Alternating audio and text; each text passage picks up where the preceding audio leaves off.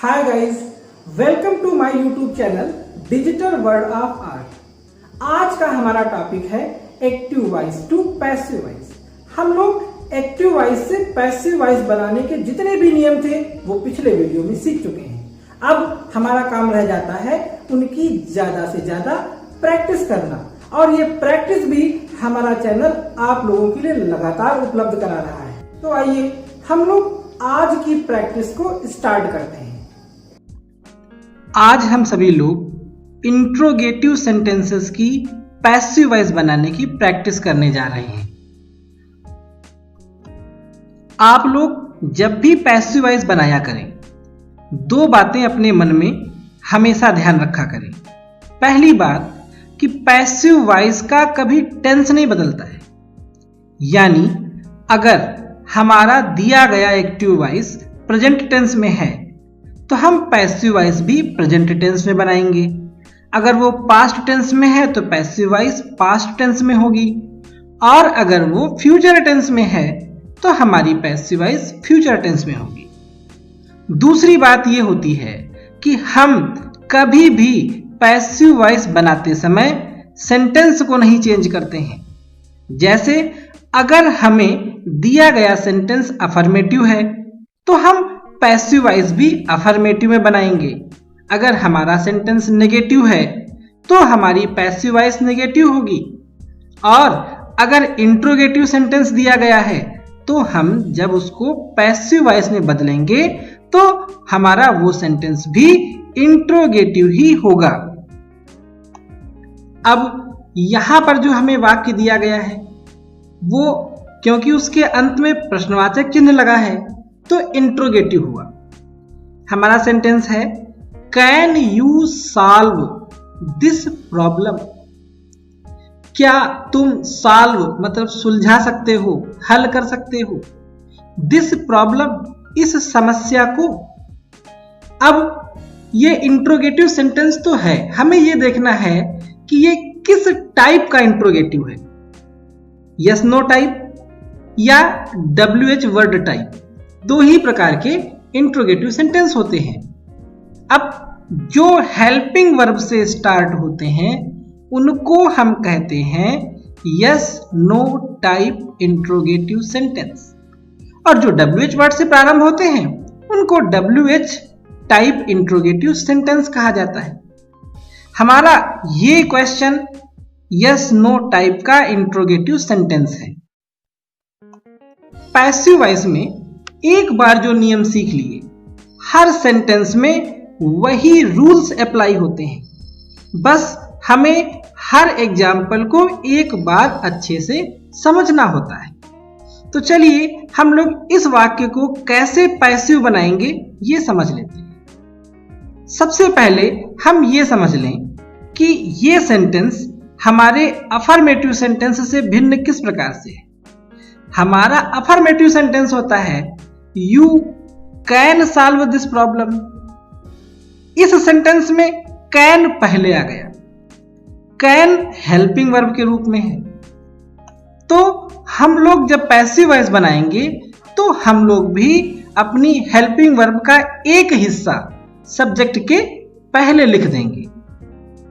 मान लेते हैं कि हमारा ये इंट्रोगेटिव सेंटेंस इस अफर्मेटिव रूप में लिखा होता, जैसे you can solve this problem. अब कैन सॉल्व ये हमारी वर्ब थी, दिस प्रॉब्लम ऑब्जेक्ट और यू सब्जेक्ट। पैसिव वॉइस का बेसिक रूल है कि हम सबसे पहले ऑब्जेक्ट को लिखते हैं, तो हम लिखते कि दिस प्रॉब्लम,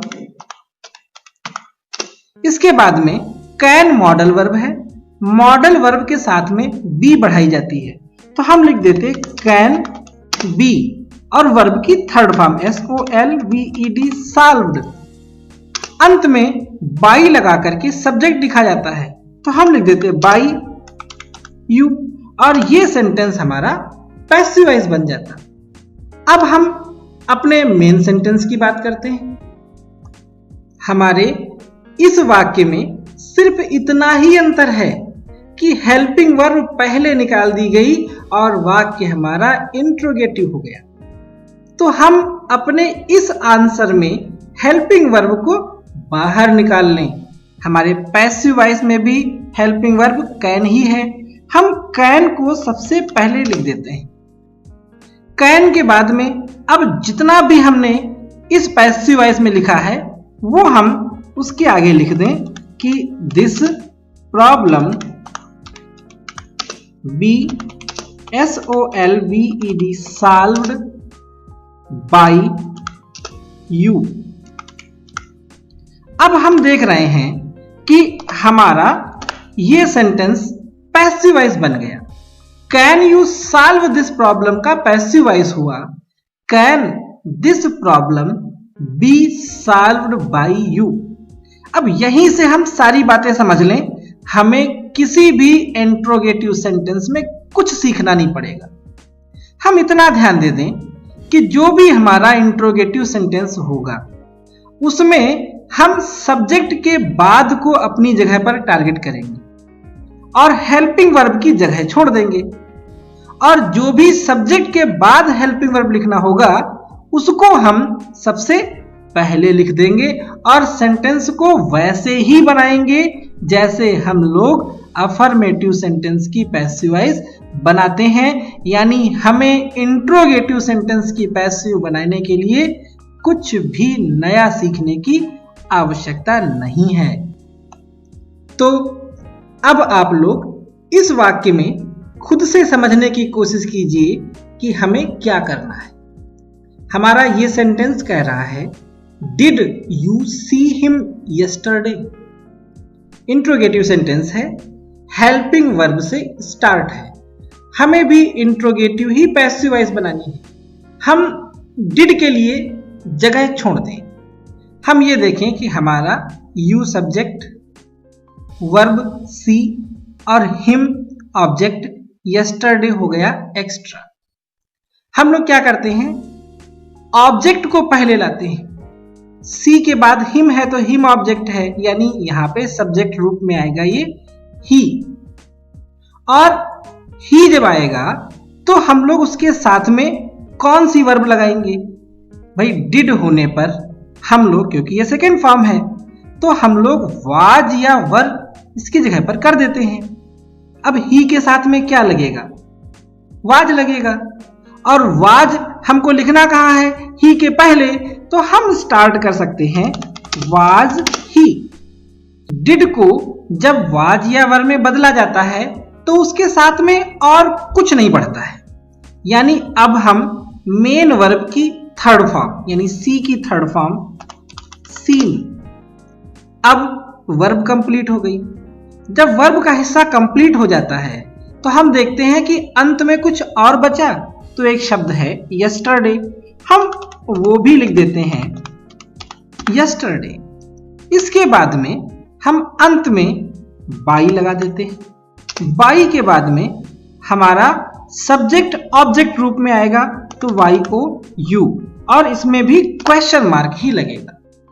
अब हमारा ये पैसिव वॉइस बन गया was he seen yesterday by you, यानी हमारे ये सेंटेंस भी अफर्मेटिव सेंटेंस की तरह ही बनेंगे। अगर इसमें सहायक क्रिया पहले है तो हम भी अपनी सहायक क्रिया को सब्जेक्ट के पहले लिख देंगे। That's simple. One more sentence of this type. इस बार हमें सेंटेंस में बताया जा रहा है वाज शांति कुकिंग वेजिटेबल्स। क्या शांति कुकिंग मतलब पका रही थी या बना रही थी वेजिटेबल्स सब्जियां?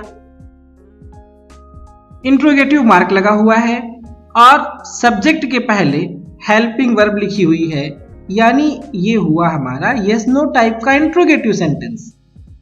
सब्जेक्ट है शांति, वर्ब है कुकिंग, ING फॉर्म लगी है, ऑब्जेक्ट है वेजिटेबल्स, यानी ऑब्जेक्ट को हम सब्जेक्ट के रूप में लाएंगे तो हम लिखेंगे वेजिटेबल्स। वेजिटेबल्स के साथ में वाज या वर में से क्या लगेगा? क्योंकि ये बहुवचन है तो हम वर लिखेंगे। तो अब वेजिटेबल्स से पहले वर को लिख करके तब हम सेंटेंस को स्टार्ट करें, तो हम लिखेंगे वर। वेजिटेबल्स।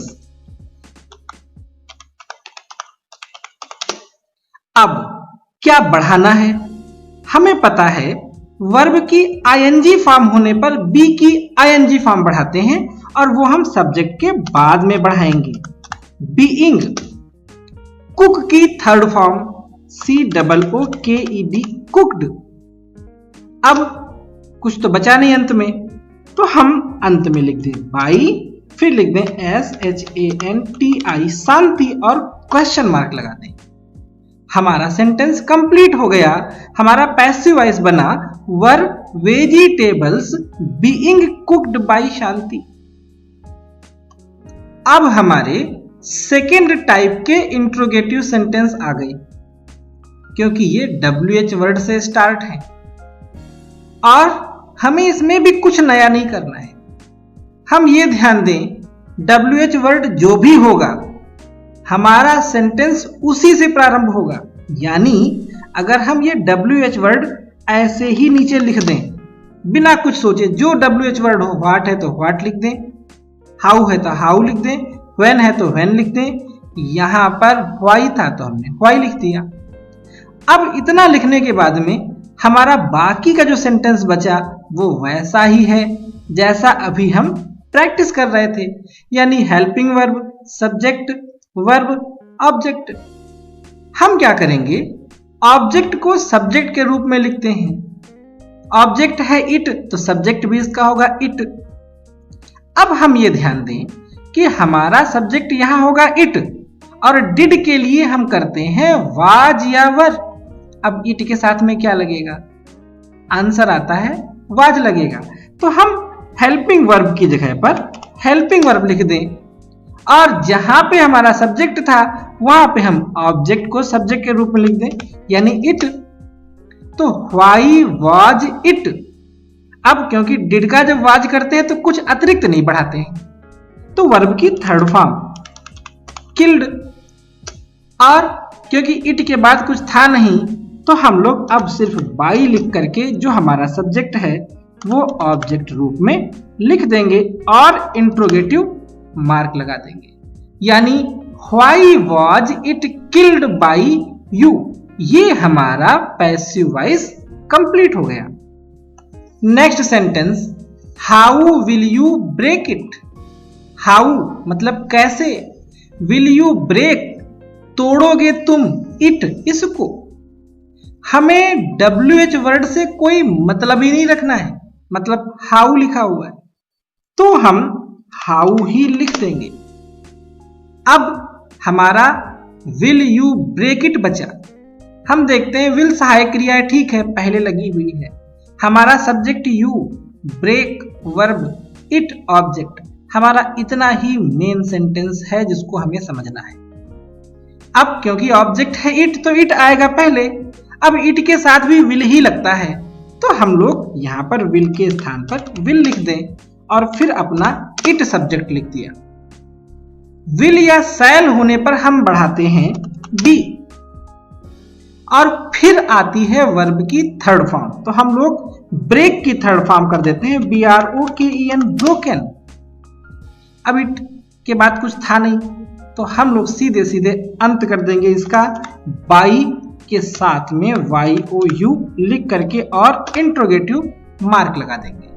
हमारा पैसिव वॉइस बना how will it be broken by you.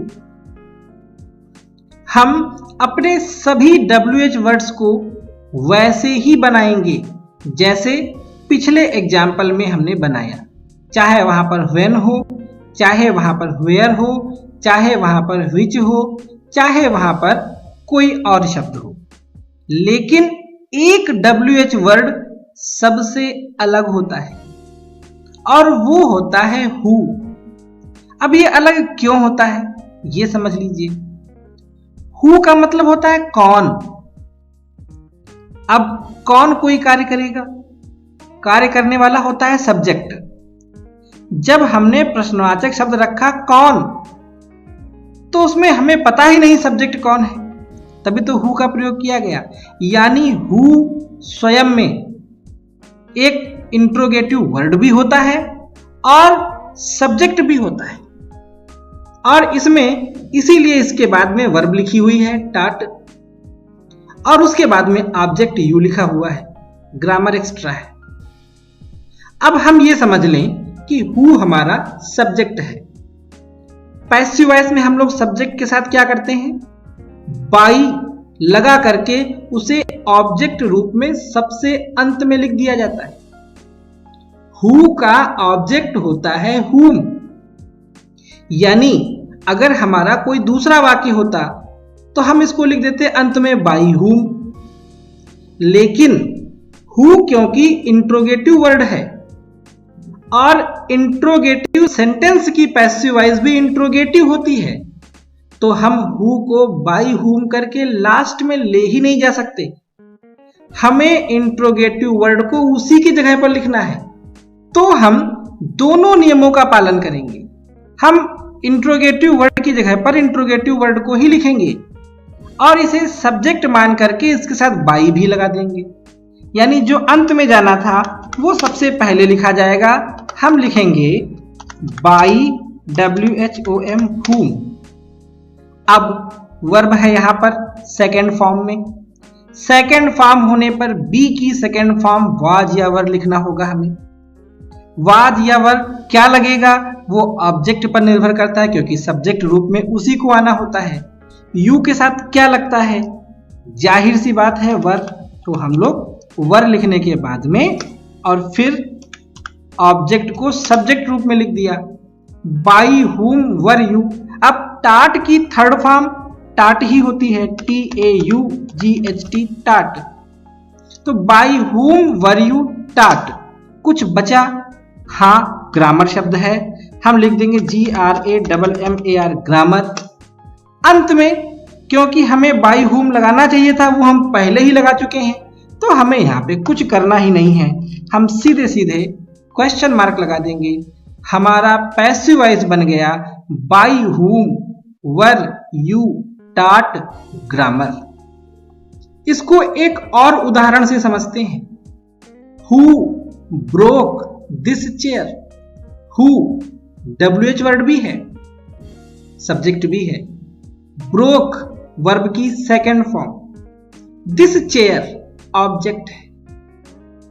Object को सबसे पहले सब्जेक्ट रूप में लाना होता है, लेकिन यहां पर क्योंकि हु है और ये बाई हुम लास्ट में नहीं जा सकता है, क्योंकि हम इंट्रोगेटिव वर्ड को कभी सेंटेंस के लास्ट में नहीं लिखते हैं, वो हमेशा सबसे पहले लिखा जाता है। यानी उस नियम को मानते हुए हम लोग लिखेंगे बाई हुम, और बाई हुम के बाद में क्योंकि दिस चेयर सिंगुलर नंबर है, एक वचन है, वो ब्रोक सेकेंड फॉर्म है, वाज या वर में से हम क्या लगा दें, एक वचन के लिए वाज लगा करके हम इसका ऑब्जेक्ट लिख देंगे सब्जेक्ट के स्थान पर, यानी this CHAIR chair. By whom was this chair. अब क्या बचा, वर्ब ही बची, उसकी third form break broke broken. Third form होगी ब्रोकन, BROKEN ब्रोकन, और हम क्वेश्चन मार्क लगा देंगे। ये हमारा पैसिव वॉइस बन गया by whom was this chair broken. तो उम्मीद है आप लोगों ने आज की प्रैक्टिस से इंट्रोगेटिव सेंटेंसेस की पैसिव वॉइस बनाना समझ लिया होगा।